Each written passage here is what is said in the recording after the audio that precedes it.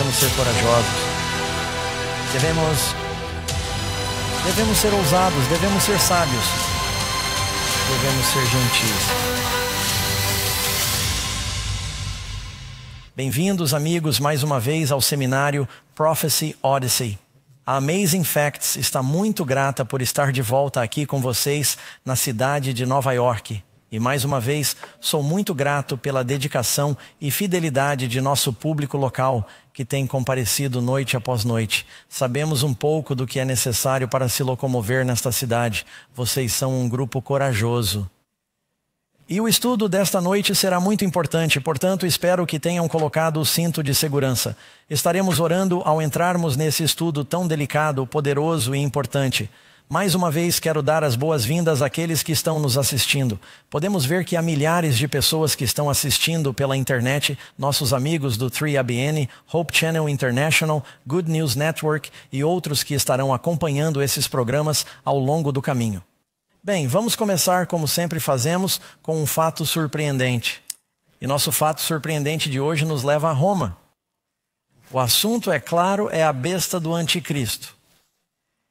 E os fatos surpreendentes tratam da cidade do Vaticano. Muitas pessoas se perguntam se a Igreja Romana é um poder tão proeminente. Poder no mundo atual, o poder religioso. Ela está de alguma forma ligada a esses eventos finais? Bem, descobriremos o que a Bíblia diz à medida que avançarmos. Mas há um fato surpreendente em relação a isso. O Vaticano, a cidade do Vaticano, é tecnicamente um país independente e o menor país do mundo. De acordo com os termos do Tratado de Latrão, a cidade do Vaticano, também conhecida como Santa Sé, foi estabelecida como um estado independente de 109 acres. É uma potência mundial significativa.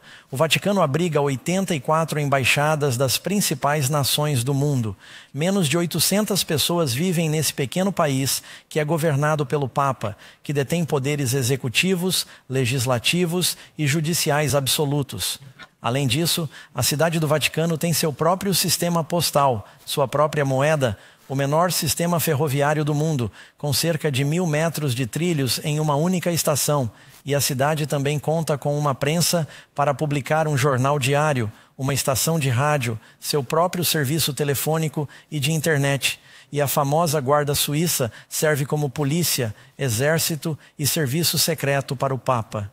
Há alguns anos, Karen e eu, e o pastor Ross e sua esposa Ruth, estávamos em Roma e fizemos um tour pelo Vaticano. Rapaz, vou lhe dizer, é uma cidade e um edifício muito impressionantes, e é um país independente. E eles têm embaixadores. O ZO tem um embaixador no Vaticano. Quando você pensa sobre isso, 109 acres. E o impacto é global. Como isso acontece? Por que isso acontece? Agora vamos entrar diretamente em nosso estudo, tratando do assunto do anticristo e o que é o anticristo nos últimos dias. Ele está no mundo hoje? Algumas pessoas dizem que é o príncipe Charles. Algumas pessoas dizem Ronald Reagan, porque ele tem 6 letras em todos os seus 3 nomes. E tem havido todo tipo de teoria sobre o que é a besta e quem é o anticristo. Não sei se algum de vocês se lembra de que anos atrás havia um grande computador em Bruxelas. Eles o chamavam de besta. Alguns de vocês estão balançando a cabeça sim. Todos os cristãos disseram, esse é o anticristo. E então, quando eu estava no início de minha experiência cristã, quando me converti e estudei com meus amigos, o código de barras começou a aparecer nos produtos. E as pessoas diziam, essa é a marca da besta, não compre nada que tenha um código de barras. Todos esses amigos morreram de fome há muito tempo. E então, não sei se alguns de vocês se lembram, a Procter & Gamble tinha um logotipo muito interessante que parecia, vejo que alguns de vocês acenam com a cabeça, parecia 6, 6, 6, e as pessoas diziam, não usem Pampers. Há tantas teorias por aí sobre o que é a besta e o que é o anticristo. Aonde vamos buscar a resposta? Vamos descobrir o que a Bíblia diz sobre isso. É justo?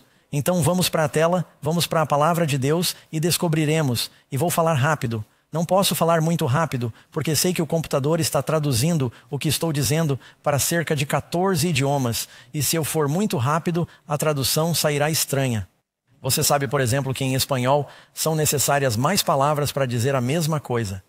Portanto, se você observar algumas dessas traduções de IA, o pastor Doug está falando como uma metralhadora em espanhol.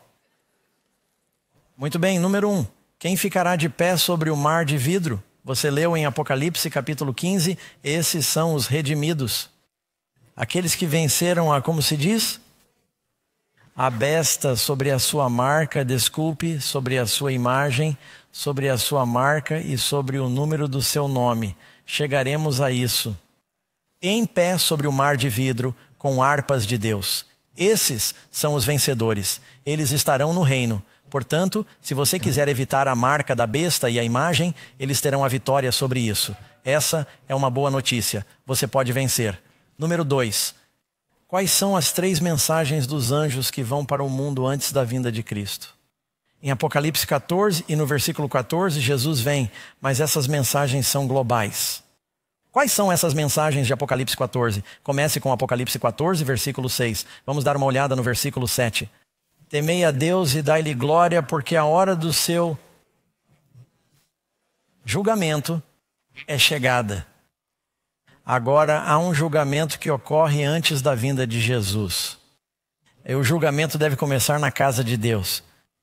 Alguns de vocês se lembram na Bíblia de quando os líderes religiosos pegaram aquela mulher no ato do adultério. Eles a levaram ao templo, eles a jogaram aos pés de Jesus e começaram a sugerir que ela deveria ser apedrejada. Cristo os ignorou e começou a escrever no pó do chão do templo. E um a um, começando pelo mais velho até o menor, eles saíram porque ele estava escrevendo os pecados deles. Ele estava escrevendo as leis que eles haviam violado. O dedo de Deus, você sabe, escreve a lei de Deus. Julgamento na casa de Deus contra crentes professos.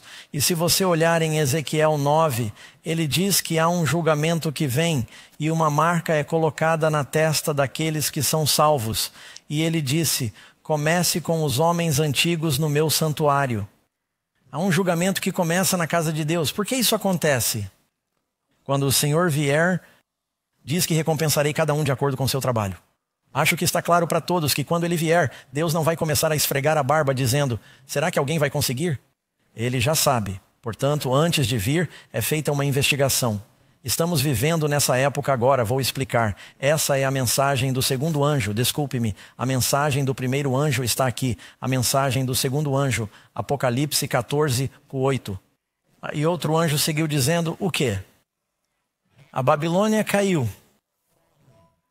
Caiu aquela grande cidade porque ela... Vamos ler sobre a Babilônia. Veja, estamos no capítulo 14. Agora você vai ler mais sobre a Babilônia no capítulo 17.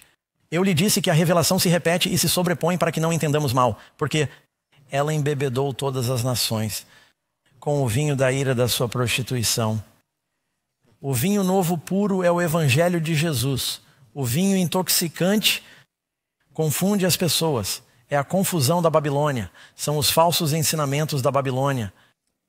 Número 3, a mensagem do terceiro anjo. O terceiro anjo os seguiu dizendo em alta voz. A propósito, a palavra voz alta é megáfono. Você sabe o que é um megafone?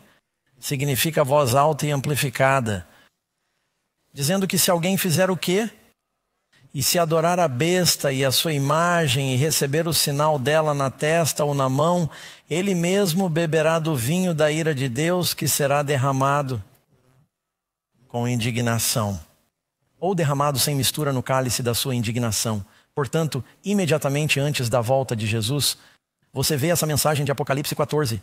Essas 3 mensagens de anjos vão para o mundo, para alertar as pessoas sobre a besta, o anticristo, a mesma criatura, e sua marca, e o número de seu nome.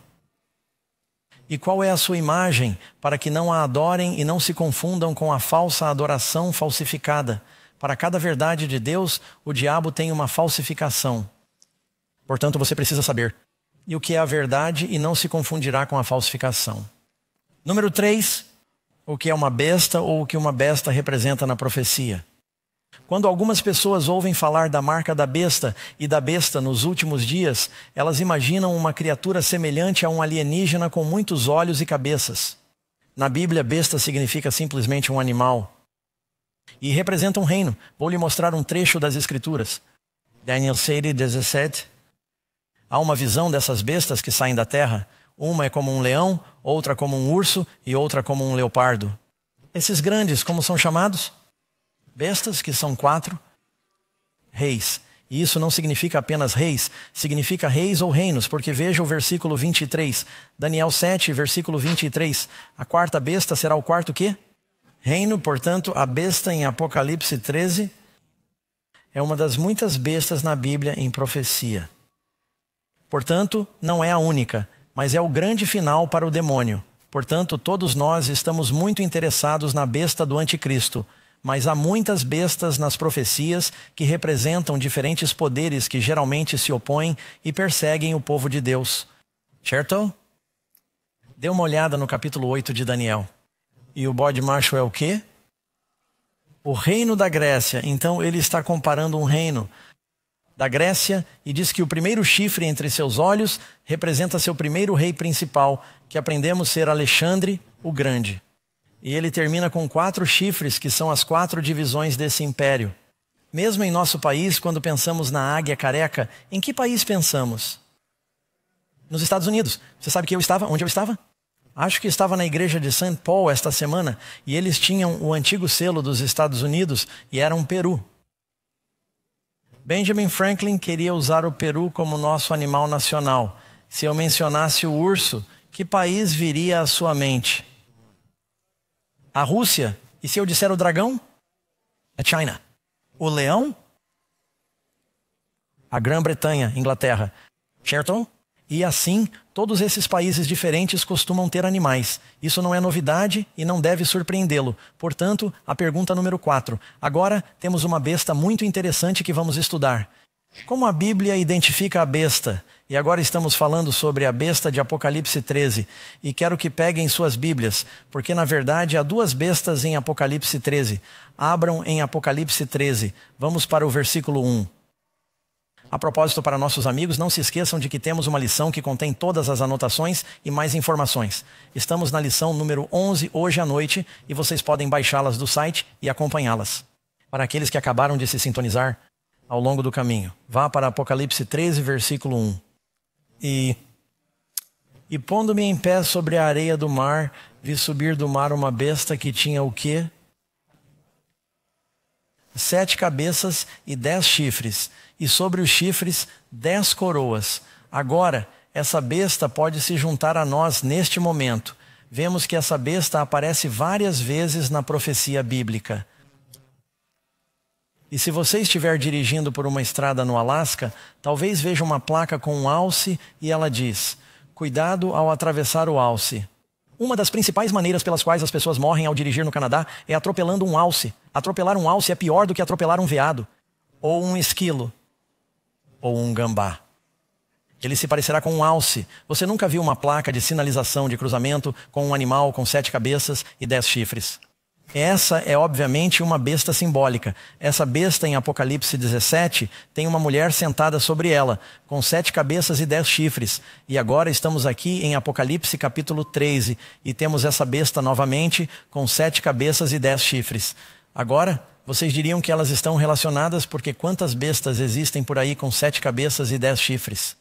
Portanto, há uma comparação. Vocês concordam comigo? Mas é diferente. Em Apocalipse 13, ele remete ao capítulo 7 de Daniel, que nos leva à besta do anticristo. Vou lhes mostrar. Diz que tem 7 cabeças, 10 chifres e sobre os chifres 10 coroas. Mais tarde no Apocalipse, esses chifres não têm coroas. Você sabe, muitos impérios na Europa costumavam ter monarquias. Eles não têm mais monarquias. Portanto, as coisas mudaram. Agora, a besta que vi era como um leopardo. Pensei que fosse um dragão. Bem, você sabe, você leu em Daniel 7, diz que há uma besta como um leopardo, e seus pés eram como os pés de um urso. E sua boca era como a boca de um leão, e o dragão lhe deu seu poder, seu trono e grande autoridade. Quando você olha para o capítulo 7 de Daniel e vê essa composição de uma besta, primeiro temos: o leão é a Babilônia. E o urso é a Medo-Pérsia, o leopardo é a Grécia. Depois temos essa outra besta com dentes de ferro. Aprendemos que o ferro é Roma. Essa é uma besta indescritível que esmaga e devora. Agora, o interessante é que em Apocalipse é exatamente o contrário. Em vez de ser leão, urso, leopardo, é leopardo, urso, leão. Por quê?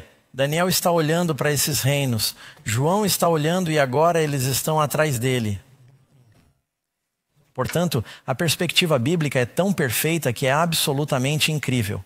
Portanto, há uma pequena diferença entre a besta que você vê aqui no capítulo 13 de Apocalipse. É a mesma besta que agora está sendo governada por Roma, mas ela está sendo influenciada. Você percebe que o Império Romano está sendo influenciado pelo reino da Grécia e da Babilônia e da Pérsia. De fato, falamos sobre a arquitetura greco-romana e os governos e a matemática que eles receberam da Babilônia e coisas que recebemos dos persas e do alfabeto. Depois, os gregos adotaram algumas dessas coisas e as expandiram. E esses 4 impérios basicamente afetaram o mundo inteiro, não apenas o Mediterrâneo. Qual é o calendário que o mundo inteiro segue? É o calendário romano. Isso mesmo, um calendário solar. E até mesmo os meses ao redor do mundo. E os dias da semana? Bem, na verdade, eles datam da Bíblia, mas os nomes para eles. Assim, os governos do mundo que usam um Senado, um Congresso, um Parlamento e muitas dessas coisas se inspiraram nesses governos e se basearam neles. Muitos dos aspectos educacionais. Então, tudo bem, deixe-me terminar de ler aqui o capítulo 13. E a sua boca era como a boca de um dragão. Vá para o versículo 3. E vi uma de suas cabeças como se tivesse sido mortalmente ferida. Parece uma ferida mortal. Mas a ferida mortal foi curada. E todo o mundo se maravilhou e seguiu a besta. Parece uma ressurreição. Então, eles adoraram o dragão que deu autoridade à besta, e adoraram a besta dizendo: quem é como a besta e quem pode fazer guerra contra ela? E foi-lhe dada uma boca que fala grandes coisas e blasfêmias, e foi-lhe dada a autoridade para continuar por 42 meses, e abre a sua boca em blasfêmia contra Deus, para blasfemar do seu nome, do seu tabernáculo e dos que habitam no céu. E foi-lhe concedido fazer guerra aos santos e vencê-los. E foi-lhe dada autoridade sobre toda a tribo, língua e nação, e todos os que habitam sobre a terra o adorarão, cujos nomes não estão escritos no livro da vida da terra, morto desde a fundação do mundo. E depois continua e fala sobre outra besta que aparece, mas isso será um estudo para outro dia. Vou parar por aqui. Vamos passar um pouco e depois vamos para Apocalipse 17. Queremos identificar quem é essa besta, e ela acaba nos dizendo que quem não tiver o número ou adorar a besta em seu nome e em seu número, não poderá comprar ou vender. E eles acabam chegando a um ponto em que há um decreto de morte. Muito bem, percebemos que a besta com 7 cabeças e 10 chifres não se parece tanto com um dragão, mas ainda está recebendo o poder do dragão de Roma, que vemos no capítulo 12 e também no capítulo 17. Observem as características, vamos identificá-las. E se seguirmos essas pistas, poderemos descobrir. Quem é esse poder? Muito bem, em primeiro lugar, ele se levanta do mar. Segundo, ele recebe seu poder, assento e autoridade do dragão. Terceiro, ele se torna um poder mundial. 4, é culpado de blasfêmia. 5, ele governa por 42 meses proféticos. 6, recebe uma ferida mortal que é curada. 7, é claramente um poder religioso porque envolve adoração. 8, ele persegue os santos de Deus. 9, tem um número misterioso ligado ao nome. 6, 6, 6. 10, é liderado por um homem supremo. Diz o texto, pois é o número de um homem. Tudo bem, isso parece justo? Essa é a evidência sobre a qual acabamos de ler no capítulo 13. Vamos descobrir o que é esse poder da besta que desempenhará um papel importante nos últimos dias. Número 5. Essa besta surge do mar. O que o mar ou a água simbolizam? Agora você precisa ir para o capítulo 17 de Apocalipse. O anjo diz a João. João, o apóstolo, escreve o livro de Apocalipse. Ele está em uma visão. Ele diz que há uma mulher sentada em uma besta que está saindo da água E ele está se perguntando o que significa a água. E o anjo lhe diz, não precisa se perguntar. O quê? As águas que você viu são povos, multidões, nações e línguas. E é interessante que, enquanto os reinos da Babilônia, da Pérsia e da Grécia iam do Mediterrâneo para o leste, o reino de Roma cercava quase completamente o Mediterrâneo e surgiu de uma península bem no meio de tudo isso. Mas isso nos diz que se tratava de um império altamente povoado, portanto surgiu desse lugar. Portanto, acho que uma coisa que aprenderemos é que todos os caminhos levam a Roma. Na verdade, os romanos construíram alguns dos sistemas rodoviários mais sofisticados do mundo na antiguidade. Pergunta número 6. Quem dá à besta seu poder e sua posição? Resposta: o dragão lhe deu seu poder, seu trono e grande autoridade. Muito bem, preciso fazer uma pausa aqui e respirar um pouco, dizer algo o mais cuidadosamente possível. Uma pequena oração rápida. Existem. Há duas bestas em Apocalipse 13. A primeira besta, creio eu, está falando do que chamaríamos de papado com sede em Roma. A segunda besta está lidando com o protestantismo baseado na América do Norte. Não quero ser indelicado. Sabe, eu me considero um protestante e estudei em duas escolas católicas diferentes. Deixe-me dizer logo de início que espero ver milhões de protestantes e católicos no céu. Estão todos comigo? Mas querem que eu lhes diga o que dizem as profecias? Ouçam-me, amigos que estão assistindo e ouvindo. Façam um favor a si mesmos. Ouçam-me. Se não for bíblico, não acreditem. Mas se estiver de acordo com a Bíblia, você quer seguir a palavra de Deus, amém? Isso parece justo? Não estou falando contra nenhum indivíduo. Estou falando sobre o que diz a Escritura na profecia. Você precisa saber, porque essas coisas terão um efeito dramático nos últimos dias e em você, se estiver vivendo nos últimos dias. Diz-nos que Roma já governou o mundo. Todos concordamos que Roma era o quarto reino na imagem de Daniel. Roma era o poder. Ela estava em supremacia quando Jesus nasceu. Parecia que eles estavam governando todo o Mediterrâneo, certamente ocupando o povo de Deus durante esse período.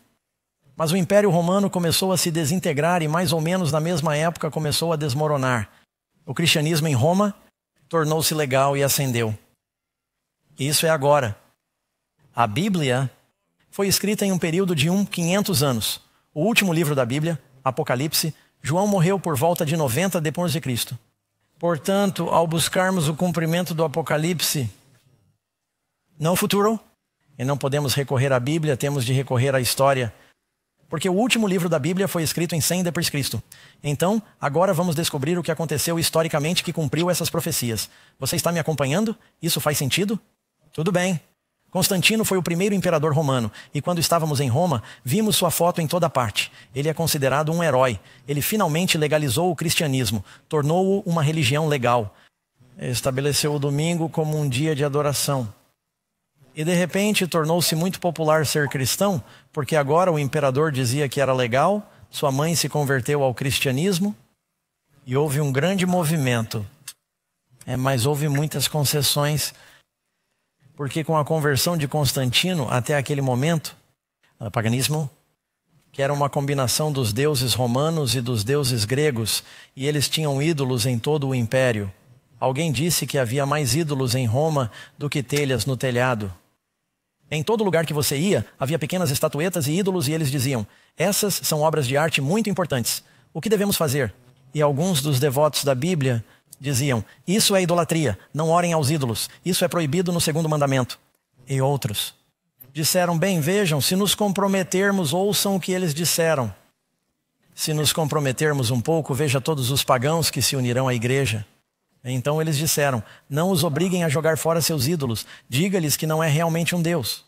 E dê a eles nomes bíblicos, não é, você sabe, não é Mercúrio, Zeus, Apolo, é Pedro, Tiago e João. Ou não é Diana dos Efésios, é Maria. E eles começaram a renomear seus ídolos. Você sabia que a estátua de São Pedro no Vaticano é anterior ao Vaticano? Ela já foi chamada de estátua de Júpiter, mas eles a levaram para o Vaticano e a renomearam. E eles beijaram o pé da estátua várias vezes, então ela teve que ser substituída. Literalmente, as pessoas vão até lá, beijam o pé e ele se desgasta. Elas têm de reconstruí-la e beijá-la novamente. Isso se chama idolatria. Não se deve fazer isso. A quem a Roma pagã deu sua autoridade? Agora estou lendo o livro de Adolf Harnack, What is Christianity? Um livro de história. Ele não está escrevendo para a minha igreja? A quem a Roma pagã deu sua autoridade na capital? A história deixa claro que a Roma pagã, quando digo Roma pagã, é a Roma governada pelos Césares. A Roma pagã entregou seu poder e capital à igreja de Roma. Eles transferiram a capital de Roma para Constantinopla, hoje conhecida como Istambul. E disseram ao bispo de Roma: agora você é o líder da igreja. Eles deram seu poder, assento e autoridade, que é exatamente o que Apocalipse 13 disse. O dragão lhes daria seu poder, sua sede e sua autoridade. O dragão em Apocalipse 12, Herodes, trabalhando para os romanos, tentou devorar o bebê. Lembra-se? É um império romano. Agora ele dá seu poder, sua sede e sua autoridade à igreja de Roma. Quando o diabo não conseguiu destruir a igreja por fora, ele decidiu entrar. Não, por meio de concessões. Foi isso que começou a acontecer historicamente. Assim, sendo a igreja um movimento do coração, ela se tornou uma instituição política com um exército que obrigava as pessoas a acreditar. Jesus alguma vez disse: se você não acreditar em mim, eu vou torturá-lo. Não foi assim que Jesus difundiu sua religião. Na verdade, quando os discípulos chegaram a Cristo, eles disseram: encontramos um cara ali, e ele não vai conosco, e está pregando em seu nome. Vamos mandar descer fogo do céu? Jesus disse: não. Se ele não está contra mim, está comigo. Não o incomode. Jesus nunca usou a força. Mas as coisas mudaram. Número 7. Qual é o alcance da influência do poder da besta? Resposta. Ela nos diz: e em todo o mundo. Qual a extensão?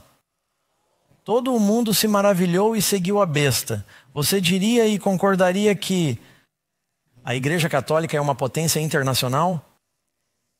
O Papa acabou de voltar de outra turnê internacional.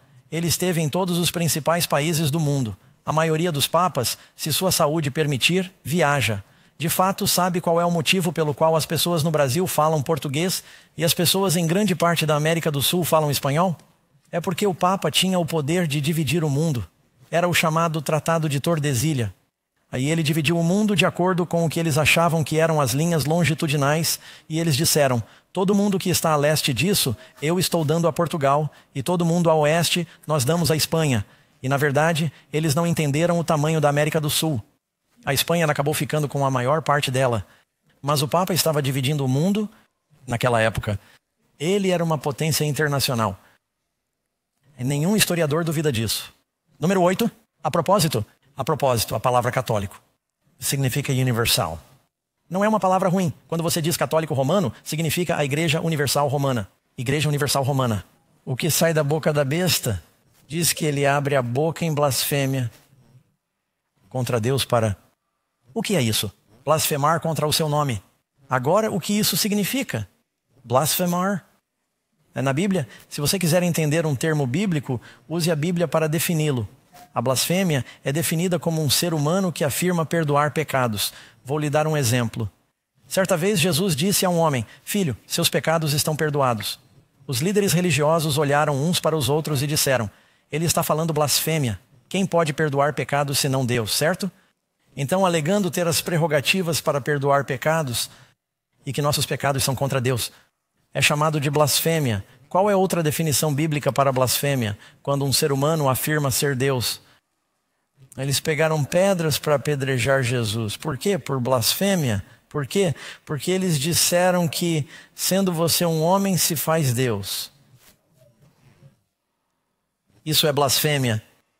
E eles iam apedrejá-lo. Portanto, há duas definições bíblicas, certo? A igreja em Roma começou a assumir esses atributos. Leia você mesmo, eles admitem isso livremente. Isso é do Catecismo Romano. Trata-se de um manual da Igreja Católica, um manual doutrinário. Pergunta: o padre realmente perdoa os pecados ou apenas declara que eles foram perdoados? Resposta: o padre realmente perdoa os pecados em virtude do poder que lhe foi dado por Cristo. Agora, se você pisar no meu dedo do pé ou ferir meus sentimentos e disser: Pastor Doug, você me perdoa? Eu diria: claro, eu o perdoo. Nesse sentido, eu perdoo suas ofensas contra mim. Mas se você disser: Pastor Doug, você perdoa os pecados que cometi contra Deus ao longo da minha vida? Sou um pastor, mas não tenho esse poder. Somente Deus e o sangue de Cristo podem perdoar esses pecados. O que lava meu pecado? Nada, nada, ninguém, a não ser o sangue de Jesus. Nenhum homem tem esse poder. Essa é uma das definições. Certo, outra definição é que um homem se coloca no lugar de Deus. É de acordo com as igrejas católicas. Agora, estou lendo seus próprios ensinamentos e suas próprias citações. Eles afirmam, os papas dizem, nós temos o poder, a identidade de Deus na terra. Nós, os papas, e isso é do Papa Leão VIII, nós, os papas, ocupamos nesta terra o lugar de Deus Todo-Poderoso. Essa é, e aí está a sua referência, carta encíclica Reunião da Cristandade. O Baluarte, 30 de abril. Em 30 de abril de 1922, o Papa Pio IX disse: vocês sabem que eu sou o Santo Padre. Desculpe-me, na verdade é o Papa Pio XI. Vocês sabem que eu sou o Santo Padre, o representante de Deus na terra, o vigário de Cristo, o que significa que eu sou Deus na terra. Então, e vocês sabem, os Césares costumavam fazer isso. Os Césares diziam: nós somos divinos, devemos ser adorados. Os faraós costumavam fazer isso. Alexandre, o Grande, foi ao Egito. Ele pensou: posso unir meu império dizendo que eles devem me adorar. Muitos reis começaram a acreditar na adoração real, porque era assim que conseguiam a dedicação do povo. Você leu na Bíblia? Daniel, capítulo 6, o rei Dário e seus conselheiros disseram: se você quiser unir o império babilônico sob a Medo-Pérsia, diga a eles que você é um deus. Eles não poderão orar a ninguém além de você por 30 dias. Portanto, essa não é a primeira vez que os líderes tentam se unir por meio da adoração.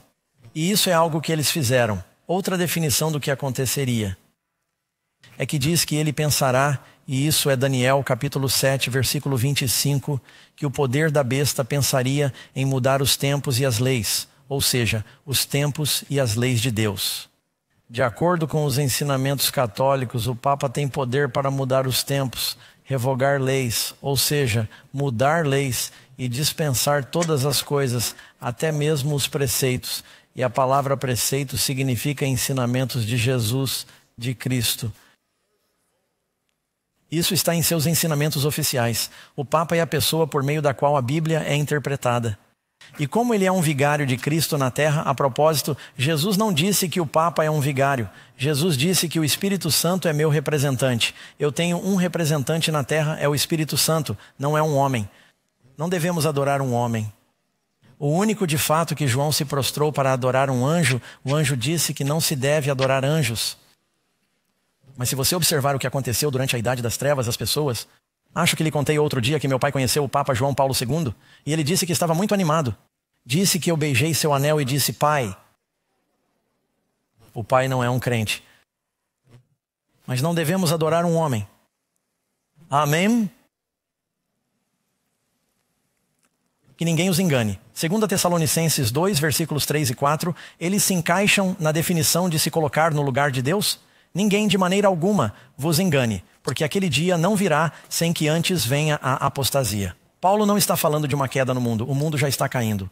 Paulo está avisando a igreja que haverá uma queda na igreja, uma grande queda que aconteceu durante a Idade das Trevas, quando a igreja se tornou uma instituição religiosa política, tornou-se um poder governamental, começou a forçar a igreja a se tornar um lugar de Deus e perseguir em vez de espalhar o amor e os ensinamentos de Jesus. Haverá uma apostasia e o homem do pecado será revelado. Mais uma vez ele diz que é um homem, o filho da perdição, que se opõe e se exalta acima de tudo o que se chama Deus ou que é adoração, de modo que se assenta como Deus no templo de Deus, mostrando a si mesmo que é Deus.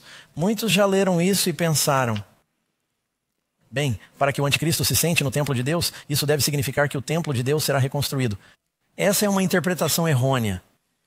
O templo judaico não está sendo reconstruído.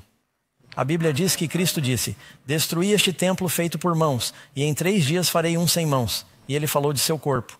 Paulo disse: Por que vocês não sabem que são o templo de Deus? Pedro disse, vocês são pedras vivas. Jesus é a pedra angular. Nós somos edificados, fazendo uma habitação. Cristo em meu corpo é a igreja.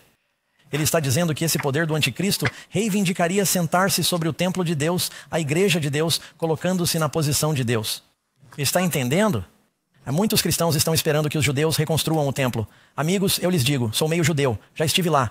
Não há planos para reconstruir o templo. Se você quer pensar que haverá problemas no Oriente Médio, basta ver o que aconteceria se os judeus tentassem demolir a mesquita de Omar e construir um templo. E os judeus não sacrificam mais cordeiros. Todo o sistema de sacrifício foi eliminado. Sentado no templo de Deus, mostrando que Ele é Deus. Não perca o estudo de amanhã à noite. Vamos falar sobre esse templo. Mas no templo de Deus na terra, era um símbolo do trono, o Santo dos Santos. Havia uma coisa lá dentro, era a Arca da Aliança, que continha os 10 mandamentos. E o assento da Arca da Aliança era chamado de assento da misericórdia. Foi onde Deus apareceu a Moisés e Arão, o sumo sacerdote. Era chamado de glória de Shequina. Isaías capítulo 6. No ano em que morreu o rei Uzias, vi o Senhor alto e elevado, a barra de seu manto enchia o templo. E aos lados do seu trono havia 2 serafins, e clamavam um para o outro, dizendo, Santo, Santo, Santo. Esses 2 serafins, 2 querubins, esses anjos ao lado do trono. Esse é um símbolo do trono de Deus. O Apocalipse diz, vi um grande trono branco.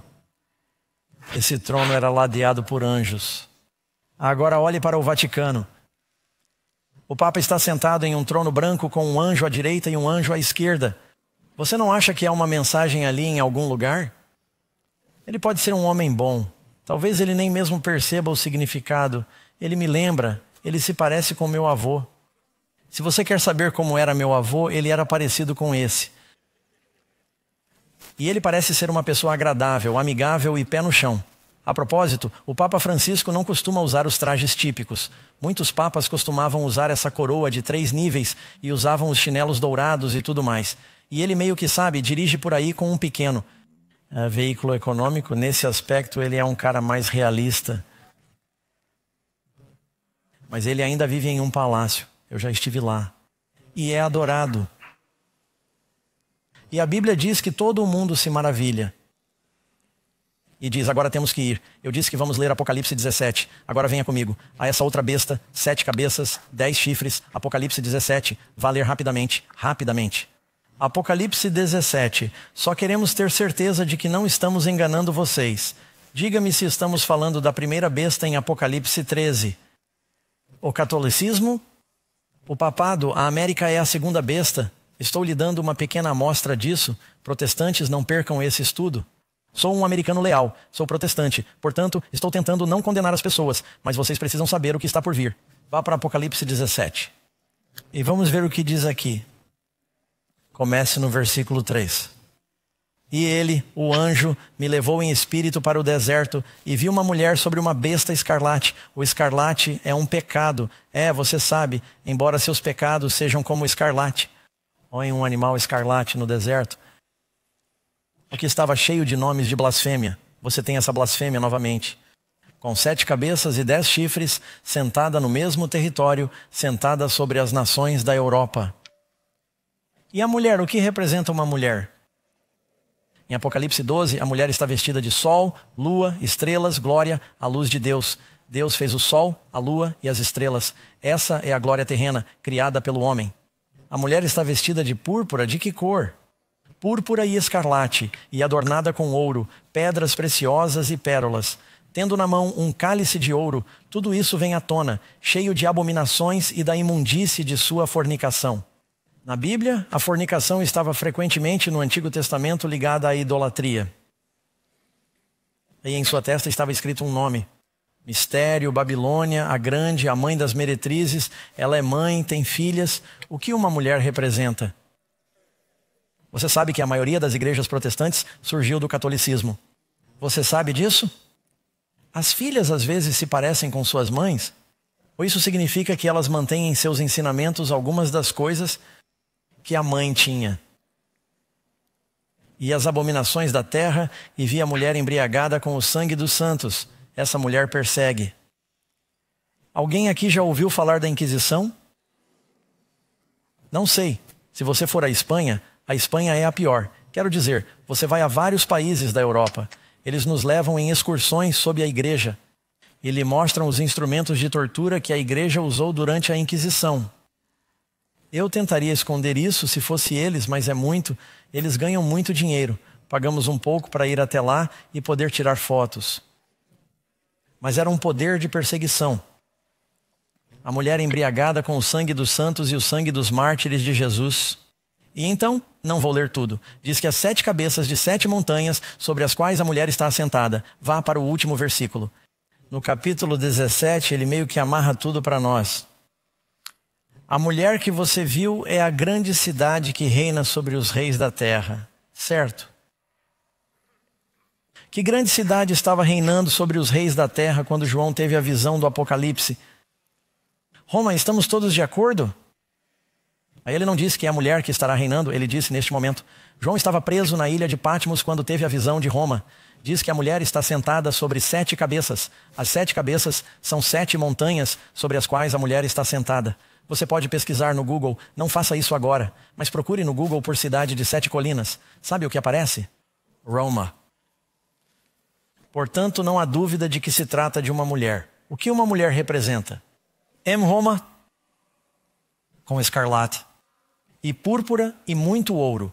Não sei se você já visitou Roma, mas há mais ouro, prata e pedras preciosas nos tesouros do Vaticano. A propósito, você sabia que o Papa também é tecnicamente o pastor de uma igreja?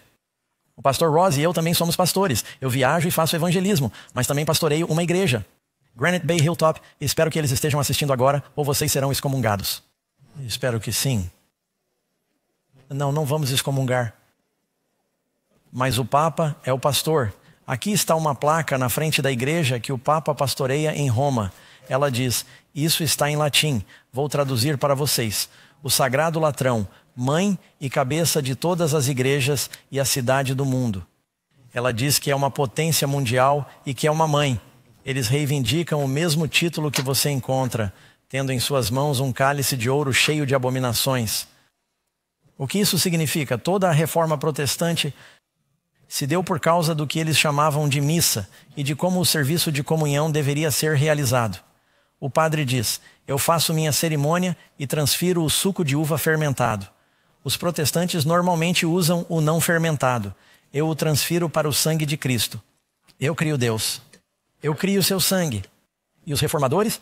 E os reformadores disseram, não, o homem não pode criar Deus. De acordo com a Enciclopédia Católica, o cálice é o mais importante dos vasos sagrados. Taça de ouro, vinho fermentado. Deveria ser pão sem fermento e vinho não fermentado, disse Jesus. Ela está vestida de escarlate e púrpura. Não sei se você está ciente disso, mas oficialmente os cardeais usam que cor? Vermelho, e os bispos usam Roxo. E você já viu isso antes quando eles têm um enclave? Número 9, então ele nos dá um período de tempo. Por quanto tempo essa primeira besta governaria? Resposta, lhe foi dada a autoridade para continuar por 42 meses. Agora, o mês judaico tem 30 dias. É um calendário lunar. E é isso que está sendo usado no cálculo. E se você fizer 42 meses, isso resulta em exatamente 1260 dias. E na profecia, um dia equivale a um ano. E temos as referências aqui para você. Um dia é um ano. Dê uma olhada em Ezequiel 4, 6. Veja Números 14, 3. Veja a frase de Jesus em Lucas 13, versículo 32. Portanto, esses 42 meses, às vezes, são chamados de tempo. Isso significa um ano completo. Um tempo ou um par de anos, que agora são 3. E uma divisão ou metade de um ano, 3 anos e meio. 1260 dias, 42 meses. A Bíblia usa as 3 frases, portanto, não há confusão quanto a esse período de tempo. Ela nos diz quanto tempo eles teriam energia ininterrupta antes de receber uma ferida mortal. Muito bem, precisamos de um ponto de partida.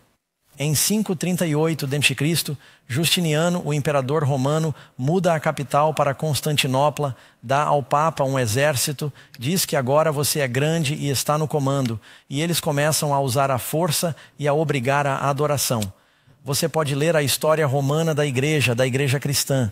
Vigílius ascendeu à cadeira papal sob a proteção militar de Bericílios em 538 d.C.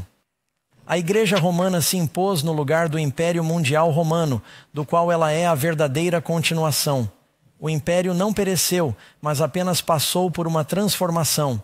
O Papa, que se autodenomina Rei e Pontifica Maximus, é o sucessor de César. Esse é o título exato que o César costumava ter. Pontifex Maximus. O Papa usa o mesmo título. Aqui está nosso ponto de partida, 5:38. Dizia que se você passar 1260 dias, mas um dia é um ano, então você está realmente passando 1260 anos. Durante esse período de tempo, temos o que chamamos de Idade das Trevas. As Bíblias foram tiradas do povo. Elas eram impressas em latim. As pessoas comuns não sabiam o que a Bíblia dizia. Diziam-lhes que, se não obedecessem à igreja, iriam arder para todo o sempre no inferno. No inferno, mas você podia pagar dinheiro suficiente à igreja para comprar uma indulgência ou rezar para tirar uma pessoa do purgatório. Nada disso está na Bíblia, mas as pessoas não sabiam disso porque as Bíblias estavam acorrentadas nos mosteiros. Eles tinham poder quase ininterrupto, dizendo aos reis da Europa como governar e como governar. Mas depois da Revolução Francesa surgiu Napoleão. E ele não se importava muito com o Papa. Eles tiveram um desentendimento porque o Papa não o apoiava como imperador.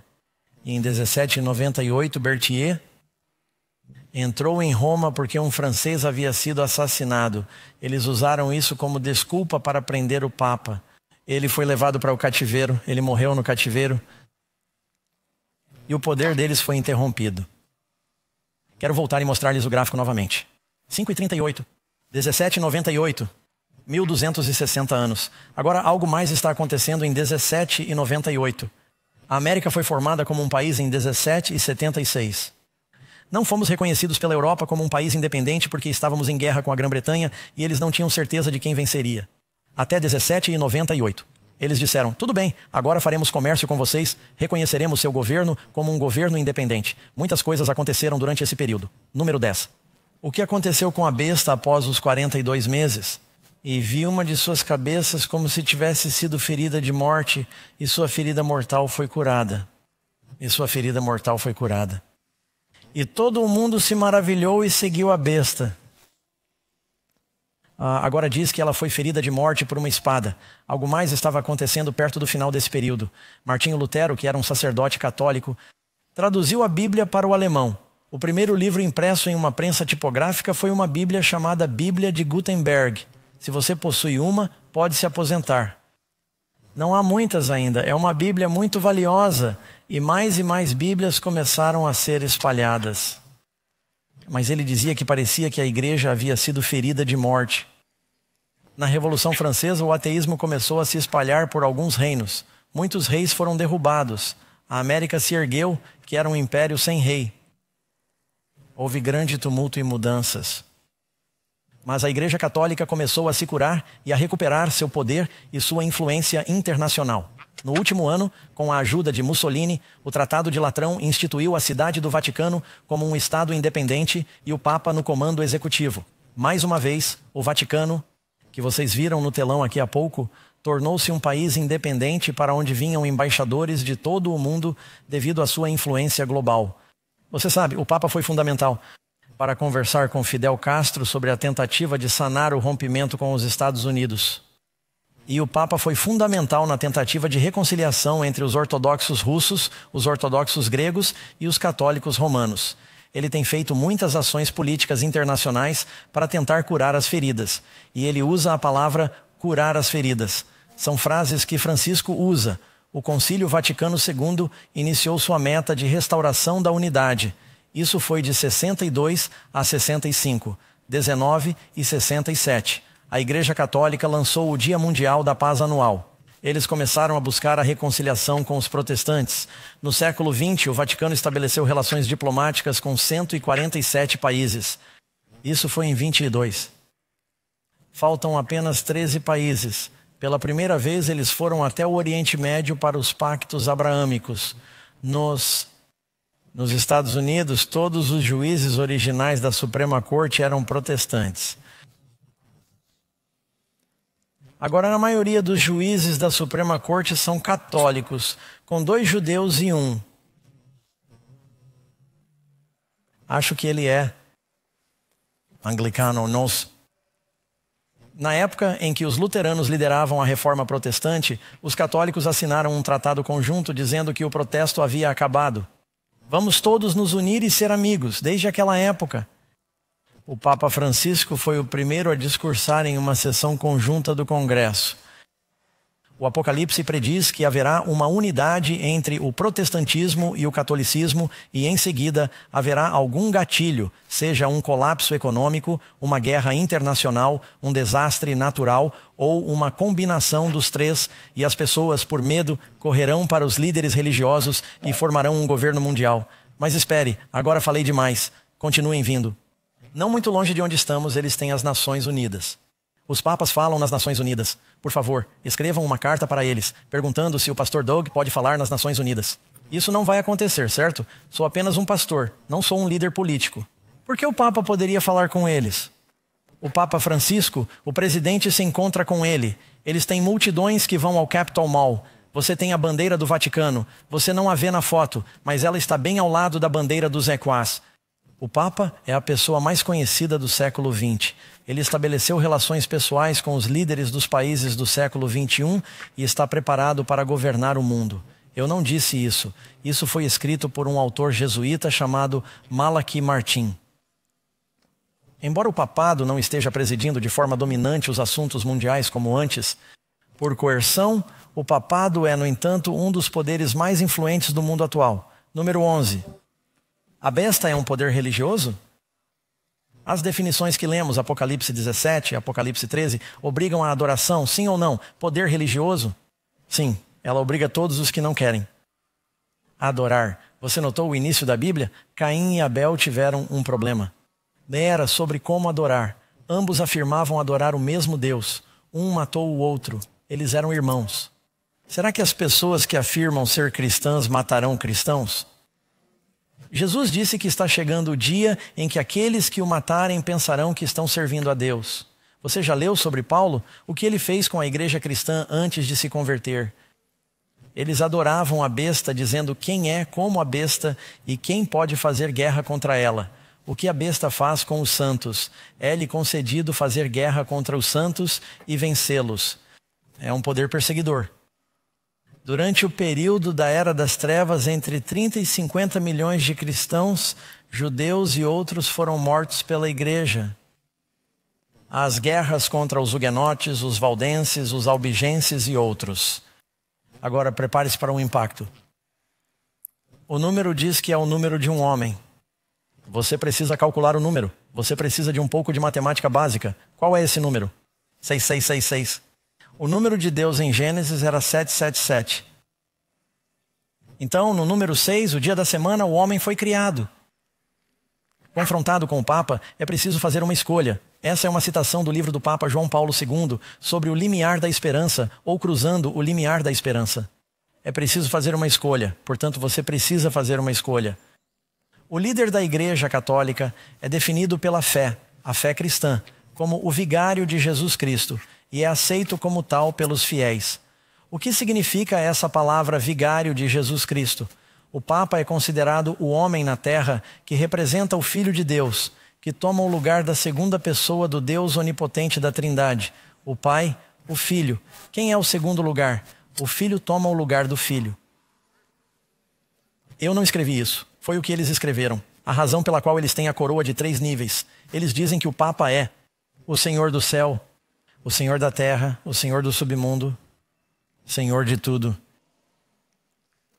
Você conhece os primeiros números romanos? Quantos se lembram de seus números romanos da escola? Os primeiros 6 números romanos, se você somá-los, são 666. Portanto, tudo começa com a Roma pagã. 6 números romanos, 6666, mas depois o título do Papa. Agora você tem que fazer isso em latim. Não se pode usar a tradução em inglês, que é Vicar for the Son of God, vigário para o Filho de Deus, e Vicarius Filidae, filídio, vicário. Faça as contas. É o número de seu nome, seu título oficial. Acabei de ler para você no próprio livro deles. Seu título oficial é o vigário de Cristo, o vigário do Filho de Deus. Soma 666. Se você usar os números romanos, talvez precise tirar uma foto da tela. Isso estará em suas lições. Espero que você faça o download dessas lições. Número 14. Como Deus identifica aqueles que obtêm a vitória sobre a besta? Resposta: aqui está a paciência dos santos. Aqui estão aqueles que guardam os mandamentos de Deus e a fé de Jesus. Se você não quiser fazer parte desse grupo que está confuso nos últimos dias, amigos, então você precisa estar comprometido com a palavra de Deus, a lei e os profetas. É isso que significa. São os mandamentos de Deus, a fé de Jesus, a lei e os profetas. É uma palavra de Deus, a tua palavra. Escondi meu coração para não pecar contra ti. Amém. Isaías, capítulo 8, versículo 16, liga o testemunho, sela a lei entre o meu povo, sua lei, a nova aliança escrita em nossos corações. Eu medito em sua palavra para não pecar contra ele. Quantos de vocês querem ter a palavra de Deus em seus corações nos últimos dias? Amigos, amém, amém. Vocês não vão querer perder essas próximas apresentações. Vamos falar sobre coisas muito importantes. Tenho mais coisas que compartilharei com vocês mais tarde sobre esse assunto, mas não percam nossa lição de amanhã sobre o Santo dos Santos e como vocês podem ter essa experiência com o Espírito Santo. Posso orar com vocês ao encerrarmos, amigos? Senhor amoroso, esteja com essas pessoas queridas. Falamos sobre algumas coisas difíceis. Abra nossos corações. Oro para que aceitemos a verdade e que a verdade nos liberte em nome de Jesus. Amém? Próxima reunião? Amanhã à noite, venham e tragam um amigo. Deus os abençoe, amigos, e muito obrigado.